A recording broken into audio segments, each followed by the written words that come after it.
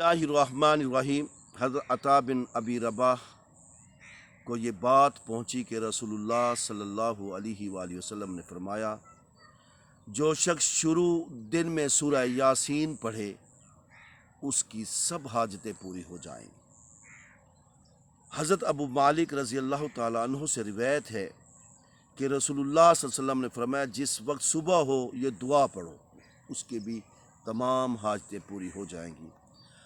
اصبحنا و اصبح الملک للہ رب العالمین، اللہم انی اسألوک خیر هذا اليوم فتحہ و نصرہ و نورہ و برکتہ و ہداہ و اعوذ بک من شر ما فیہ و من شر ما بعدہ، جس کا ترجمہ یہ ہے، ہم پر اور اللہ رب العالمین کے تمام ملک پر صبح کا وقت داخل ہوا۔ اے اللہ، میں آپ سے اس دن کی بہتری یعنی فتح اور نصرت چاہتا ہوں، اور نور اور برکت اور ہدایت چاہتا ہوں، اور پناہ لیتا ہوں آپ کے ساتھ اس دن اور اس کے بعد کی شرارتوں سے۔